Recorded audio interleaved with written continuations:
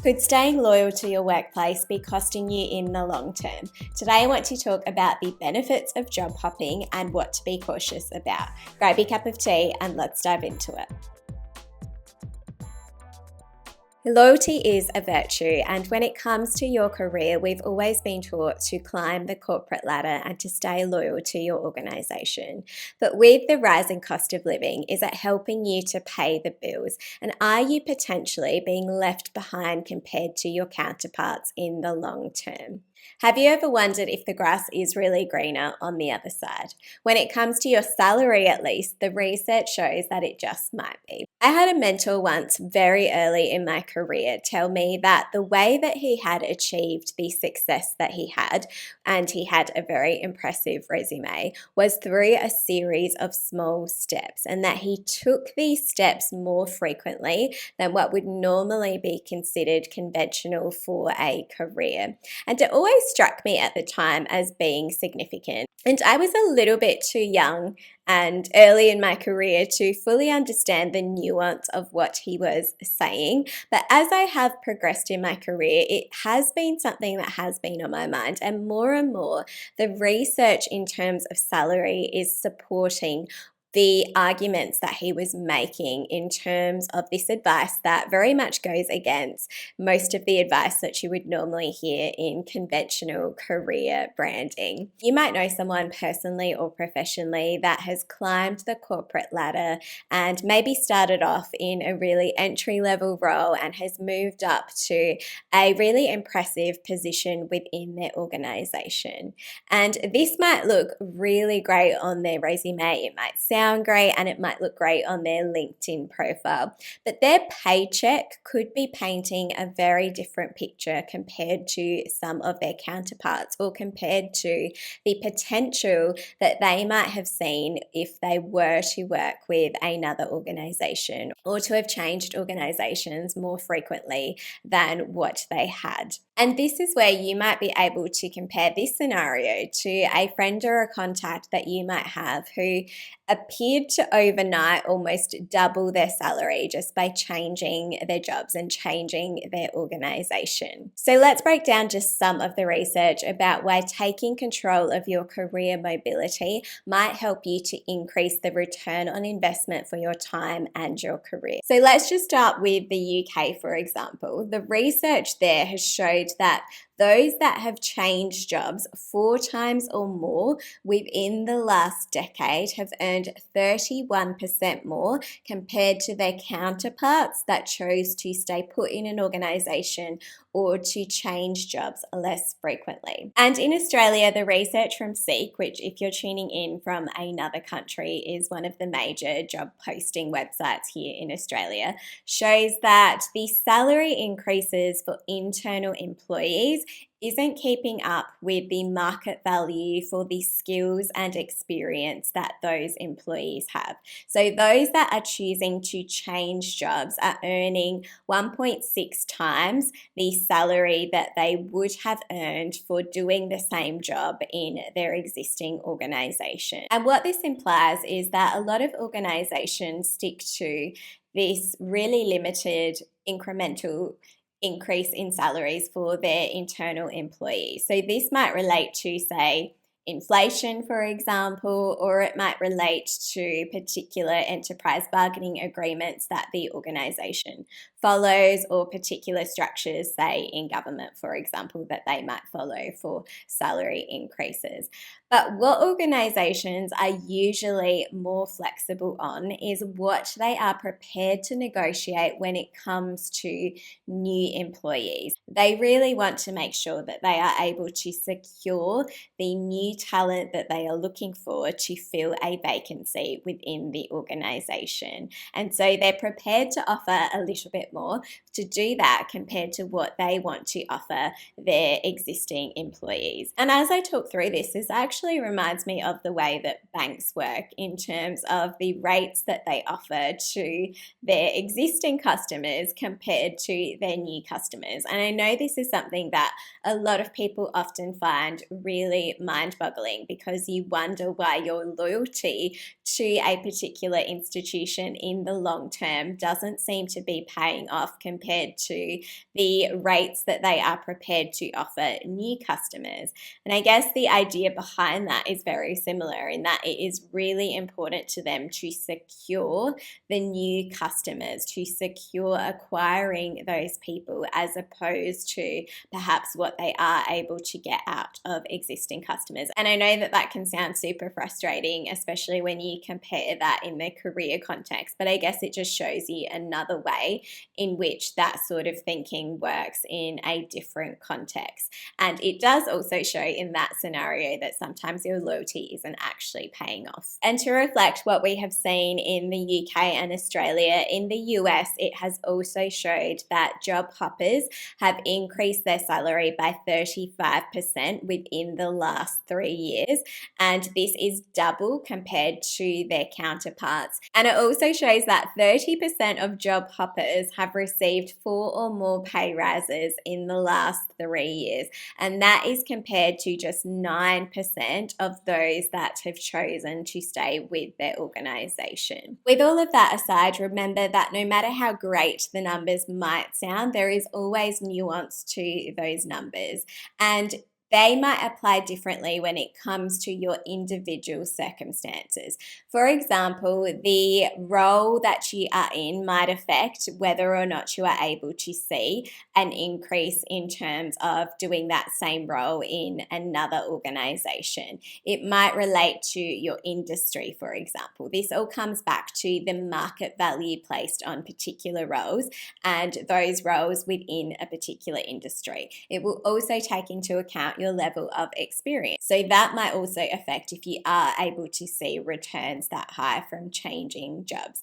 And this also comes down to, really importantly, your ability to be able to negotiate a higher salary. So you might not just be successful in applying for a job for the advertised salary, but those people who are getting a higher salary as a part of their new job might also just be really skilled at negotiating that salary as a part of that recruitment process. So you also want to factor in your skills in negotiating your salary, your willingness to negotiate your salary, and also the broader market conditions that that organization is operating in at the time, because this will also impact their ability to be flexible on what they are advertising or what they are prepared to offer in terms of their salary. If you do want to learn more about how you can potentially negotiate your salary, I have covered off this a little bit in my previous episode on high value career habits. So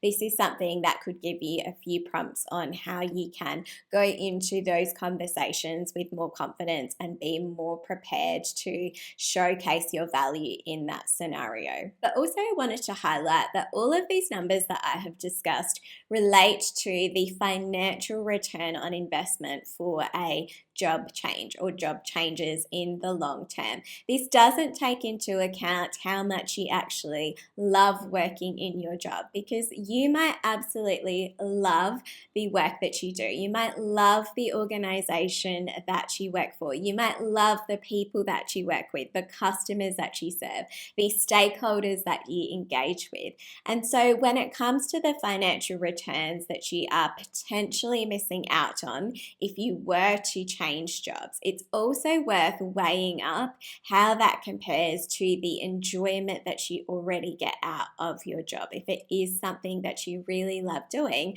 that might actually prove to be more valuable for your mental health, for your physical health, than changing jobs, getting a higher salary, and maybe not getting that same level of satisfaction as well. And keep in mind that changing jobs also isn't easy. We talk about usually when you start a new job, there being this significant learning curve. It's easier when you are used to a particular workplace, used to a particular role and how things operate. You tend to be able to do a lot of things without being able to give it too much thought, while still taking on those new challenges as well. But when you are starting in a new role, it can often feel like you're doing everything for the first time. There is this learning curve. So you do have to account for the amount of stress that that could potentially put on you to be doing that every couple of years or so, because usually that learning curve can go for months before you actually feel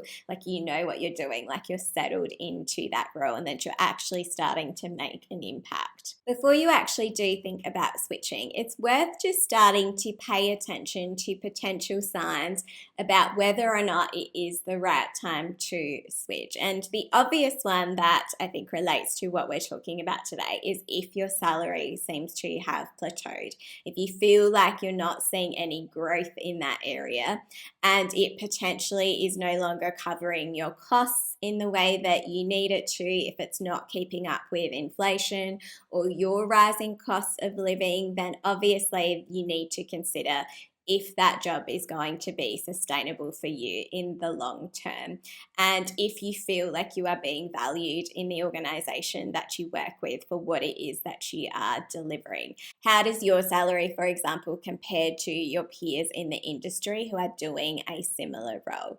Outside of salary, I think it's also really important to consider if your skills are stagnating, because this is going to affect your long term earning potential as well. So, as much as you might love your job, consider how your job and the skills that you perform in your job is keeping up with the market demand of your industry. Your organization, for example, likely operates in a particular way. It might have particular priorities, a particular strategy, it might have particular objectives for its operations that flow into what your priorities are in your role and the skills that you are able to develop and execute daily as a part of your role. But if your organization is only focusing on particular things and isn't actually developing in other areas, then that means that you might potentially be developing this really focused skill set that is potentially becoming redundant in the marketplace, or you aren't building your capabilities in other areas that the marketplace is demanding. So if you were to then, for example, try and move into another role within the industry, have your skills kept up with what that role is demanding or what the industry as a whole is demanding? So I do think that paying attention to your skills in comparison to the market is really important to keep an eye on when it comes to if it is time for you to move on from a particular organization. The next thing I think is really important is to consider the cultural and leadership alignment that you feel with the organization, because you are only going to thrive in an organization where you feel like you have the opportunity to grow, to be mentored, to develop, and you feel this strong sense of alignment with the organization's values. If you feel like you are potentially in a toxic work environment, if you aren't getting the support that you need from the leaders that you hope to be able to learn from and be developed by, then this is potentially something that you also need to keep an eye on, because for you to be able to have the long-term career mobility that you might be hoping for, it requires you to be surrounded by the people that are going to help you thrive, because you become a product of your environment, and so you want to make sure that you are part of the right environment. Another thing that I think is worth considering is if you want to end on a high. So I, for example, come from a sports background, a sports marketing background, and so you often pay attention to the movements of athletes. And I think it is really interesting to see the ones that decide to leave because of the achievements that they were just able to secure and what this meant for their career, and that they really wanted to end things on a good note with that particular organization, for example. And so I think it is something that is worth keeping in mind when it comes to your own career, is that you might be working on the ultimate project or have had the ultimate success that you think Anything beyond that may potentially pale in comparison. Maybe the next challenges don't seem as exciting as what you have just been able to achieve. Maybe you had a really long term goal that you've been finally able to achieve, and it feels like now is the right time. So I think that that's also something to keep in mind as a potential sign that it might be time to move on to. And finally, I think you want to just consider if the timing feels right. I, for example, had a job that I absolutely loved working in fashion alongside my marketing and communications career. I did this on the weekend and I absolutely loved it.